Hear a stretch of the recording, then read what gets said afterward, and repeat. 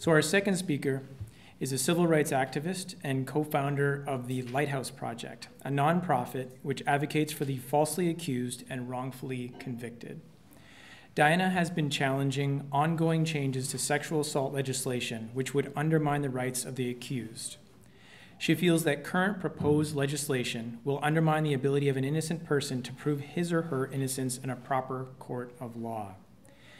Public faith in our legal system has been at an all-time low for both men and women who find themselves in court. It has become a point of concern because without public faith, there is no rule of law. Diana will talk about the reasons for that lost faith and what we might help to restore it. The name of her talk is Improving Public Faith in the Legal System. Please welcome Diana Davison. Thank you. This is actually my second talk that I'm doing for CAFE in the last week. I just got back from Toronto, and I was there to discuss specifically Bill C-51.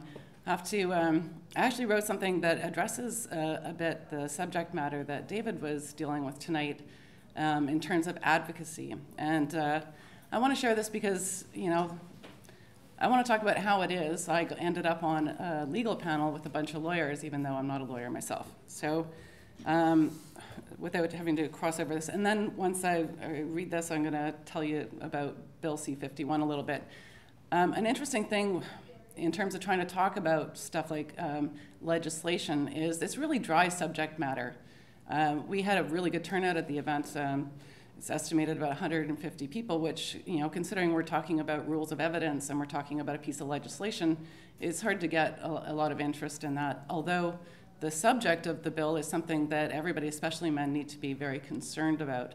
So getting people interested in these subjects can be really difficult. And I seem to be, doing a fairly good job of it. Partly how I explain what I do, because I'm not a lawyer, but I'm dealing a lot with the legal system, is that I seem to have this ability to understand legalese and understand rules of court and things like that, but put it into language that the average person can wrap their head around, and I try to make it entertaining for people to learn. And a good reason to use humor is that when people are laughing about something, it makes it more memorable for them, so they actually absorb the content better, and they tend to remember it better.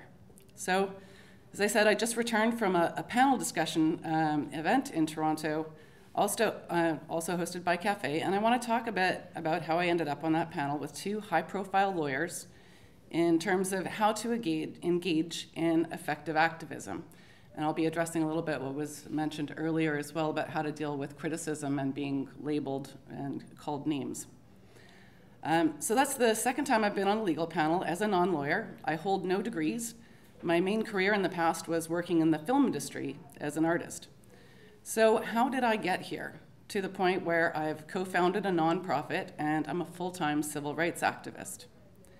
One of the panel members from that event, former Ontario Ombudsman Andre Marin, he penned an article for the Toronto Sun, which was published on the 25th, just this Saturday, right after the event. And he called me a loudmouth. Now, I'd say that's accurate, though it was the only thing in the article that was actually accurate. But being a loudmouth is how I've gotten so far so fast. We live in an era where the news is powered by what I like to call the outrage industry. On the internet, we're essentially dealing in a culture that is an outrage industry. On social media, people don't just spread news anymore, sharing articles. They literally create the news. Topics that are trending on Twitter become newsworthy, and I find that very interesting that social media they're now the newsmakers instead of just being the news repeaters.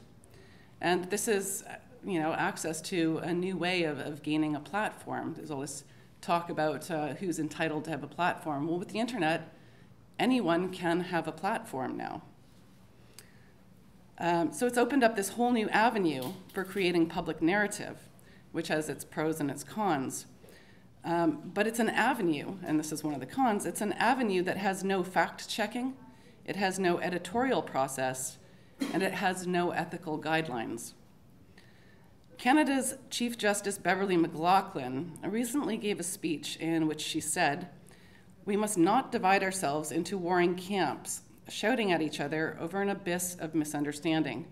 We have to talk to each other. We have to sit down with each other. We have to make our criminal justice system for everybody. While there will always be disappointments, we are working towards achieving it." That's the end of her speech.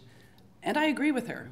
And the question that we're facing is, how do we get there? How do we get so that we're sitting down at the table talking to each other instead of just shouting at each other on the internet?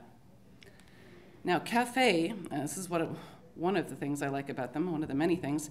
Cafe always makes an effort to represent both sides of an argument, a debate, fairly in their panel events. And actually, there is a little bit of a trick when you're talking with people, because I think it's important that for as much of the mischief and misinformation and personal attacks that come at people, especially on men's issues who are defending men, I think it's important to, you can only have a debate when you're fairly representing the other person's side. You know, a lot of people, talk about straw men, right? So they take our arguments and turn them into straw men. And we shouldn't do that in return. So when somebody says something to me that I want to address, and I picked this up a while ago, it's a really good idea to summarize back to them what it is you think they said before you respond to it. And there's two reasons for that. One, to make sure that you're not responding to something that misrepresents what they said. And the other is that by summarizing it back to them in the way you understand what they just told you, you give them an opportunity to change their opinion before you attack it. And, to some degree, when you have debates, you shouldn't go in trying to change people's opinion, because it's very rare for that to happen, especially in one sitting, right? What I find with arguments or debates is that it gives you an opportunity to improve your argument, to learn how to present your ideas better next time. And also, sometimes it gives you insights to where your understanding of the message that you're trying to convey may have an actual hole in it, and so you can, pay attention to that. And we have those moments where, when you point out a flaw in somebody's logic, we do get those moments where somebody actually adjusts their opinion or opens themselves up. I mean, without giving her too much credit, I could mention Lacey Green right now, who was, a popular target to attack because she said so much nonsense on YouTube. It's my understanding she started dating a men's rights activist, and so she had to open her mind to some of those things. And so now she's trying to bring a more balanced conversation. Whether or not she's going to achieve that and whether or not she's doing it for the right reason, I won't comment on. But we do have, and we should actually celebrate these moments where somebody actually listens. And that's the key, is we want them to listen. So how do we get them to do that? The problem with Cafe's events, aside from, they actually go quite well, but one of the problems they face is getting feminists and social justice activists to agree to speak at the events. So to that effect, I'm very grateful this last week to Andre Marin for agreeing to participate in the event in Toronto, especially given that I have said harsher and funnier things about Mr. Marin in a prior YouTube video before this event, much worse than calling him a loudmouth. And yet he went to the event, and he was late, but he did show up, and I'm very grateful to him for doing that. It's important that we go. And in fact, if there had been somebody invited to the panel, which almost happened, who I would have a great distaste for, I would still go and speak my mind. And that's one of the things we need to try and encourage our opposition to do, is actually meet us at that table. So in terms of insults, coming at you and not meeting this distasteful tactic by mimicking it, the most biting insult that you can deliver is to expose other people's lies and hypocrisy with factual accuracy. So my favorite movie line of all time comes from a film called Hook. It's the Peter Pan a version of it with Dustin Hoffman and Robin Williams, the late Robin Williams.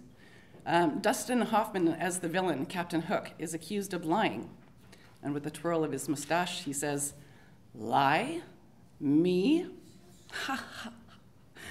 Never. The truth is far too much fun." And that's where we should be with our criticisms. You don't need to fabricate straw men to argue with them. And in fact, you'll get the most biting remarks and the funniest stuff when you stick to the facts and point out the truth of the flaws of their arguments.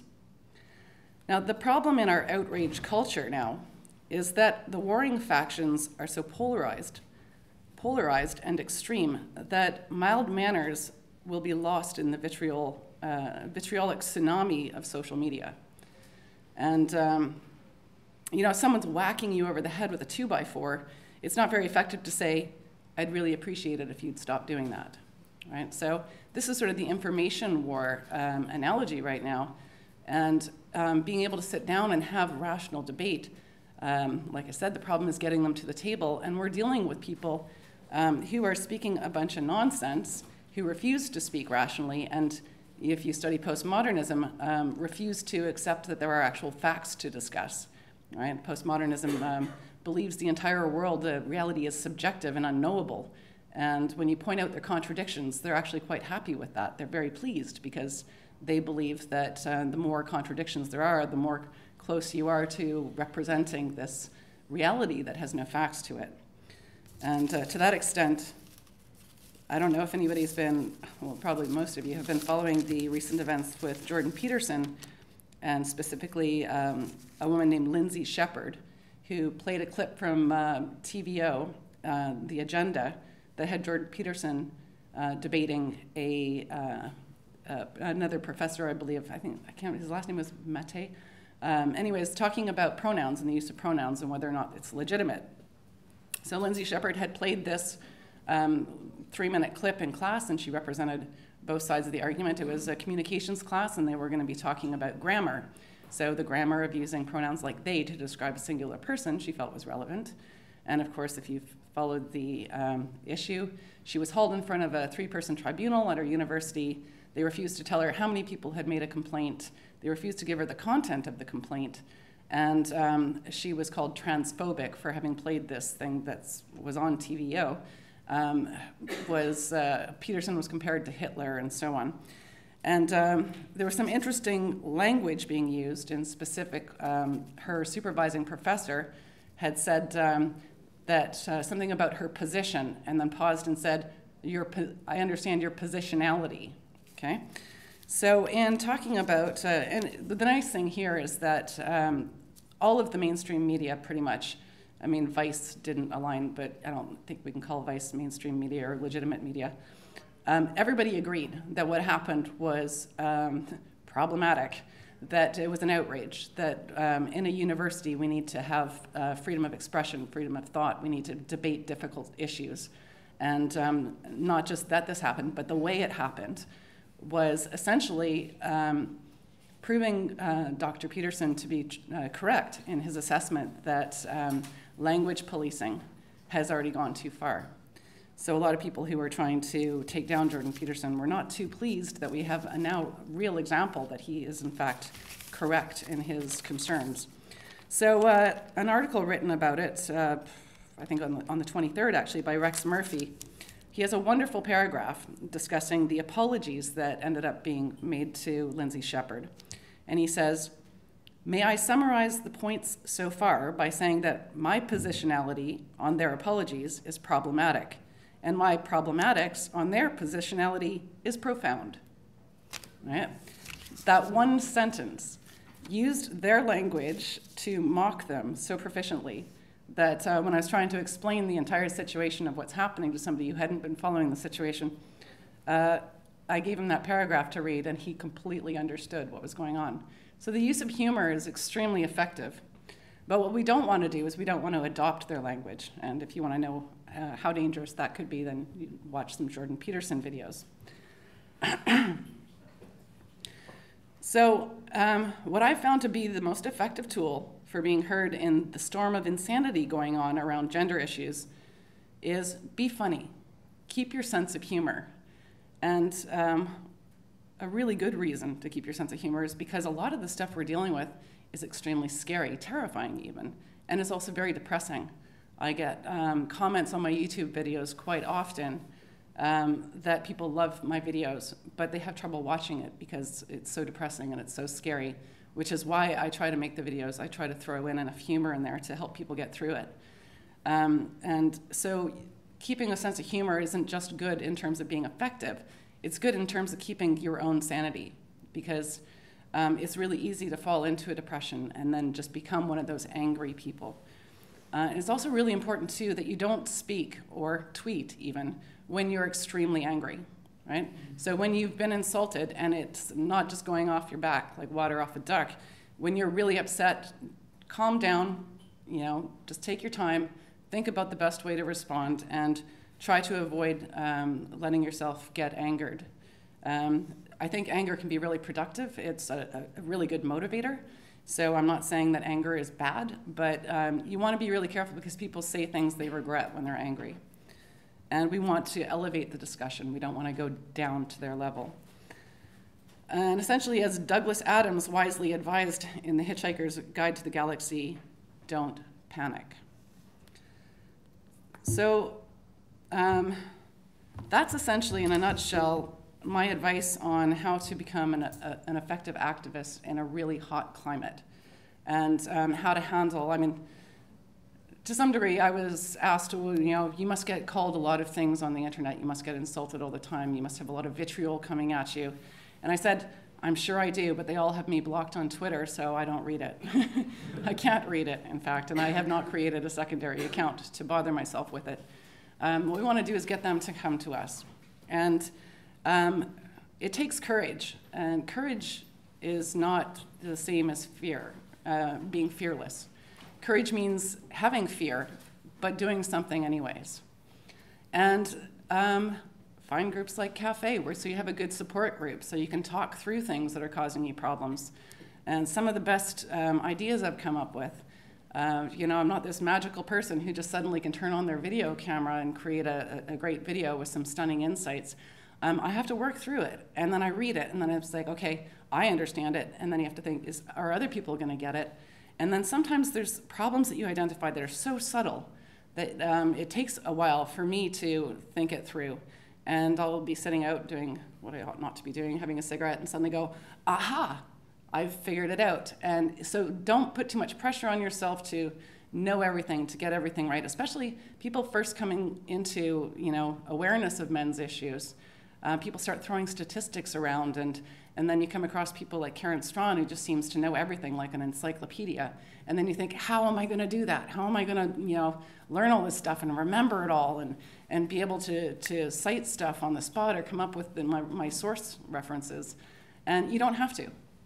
And I think that's really important too, is that if you're trying to figure out what can I do, how can I get on a panel discussion from being somebody who's not particularly got any qualifications, I think that the best thing you can do is find something you're passionate about. There's so many different areas of men's issues that you can get into: male suicide, intactivism, which is circumcision. For me, it was law. Law got me excited, and I have an affinity for it. In fact, I love the law so much I want to protect our legal system. I think we have a brilliant legal system. It's not perfect, but it's incredibly good. And seeing it being destroyed makes me angry, right? It gets me excited. And it appeals to aspects of my personality where it's like, I love rules and regulations and the logic involved, where you have to design something, and you have to word it in a way where it can't be misinterpreted, where it's like, there's a lot of intellectual finessing involved in that. So anyways, as you can see, I get very excited about it. So find something that really gets you motivated and passionate, and then assess what abilities you have to bring to that conversation and what can make it unique. Now, when I say, be funny, right? Well, being funny isn't all that easy. Go talk to a stand-up comedian or watch them try and work out their jokes and stuff. It is actually an art form. And, so what you want to do is you want to cater it to your abilities and not try to sound like the know-it-all, right? You don't have to be. You just have to be good at what you do know. And then engage with people in creative ways, right? Now, a lot of people might think, I could do a video. It's one of the things that's interesting about YouTube is that, some of the more popular channels, they're not perfect. It's not like a highly produced movie. And part of what's exciting is that it makes you think, I could do that, right? And the reality is anybody can do that. Even if you don't have a camera, you have a webcam, you can just turn on your webcam and start recording, and you can join YouTube as well. And but then it's not so easy as it looks. My very first video, as soon as I turned on the camera, I could probably not even remember my own name. My mind went completely blank. And until you try it, it's hard to explain the surreal experience of just trying to talk to a camera, but keeping in mind you're talking to people, but they're people you can't see. And so it takes some getting used to. I had written stuff and I couldn't remember any of it. I am blind without my glasses. I was trying to record and I'm trying to hold my paper up so people couldn't see I was reading and I had sweat pouring down my side, right? So this isn't easy, but you have to find something that works for you and then not give up. And anyway, so I think my time's pretty much up. I was supposed to talk about Bill C-51. The debate was so great in Toronto. I really think that you should go watch the full footage. What's there now is raw footage. They will have a link up that's edited. And then you get the perspective of Andre Marin, who was the prosecutor, me representing sort of the public interest in the issue, and the very talented and brilliant Joseph Neuberger, who's a defense lawyer, who very clearly identifies, and passionately, he's quite fun to watch, the concerns that we have. But C-51 is a manifestation of the public outrage that's going on. It's a response to the Ghomeshi trial, trying to increase convictions. That is the main goal, is they want to make it easier to convict, and that's exactly what this legislation is designed to do. And just as a quick note, I think that it's really disturbing that this bill has appeared almost simultaneously with another bill called 337, which wants to re-educate our judges, specifically to retrain them in sexual assault. And the CJI, the institute that implements these programs, has refused to make public so far what that training is going to be. So I encourage you to go look up these things. Bill C-51 sounds kind of unwieldy. It sounds like something that won't be fun to read about. But a good starting point would be to go watch the debate that took place in Toronto on the 23rd.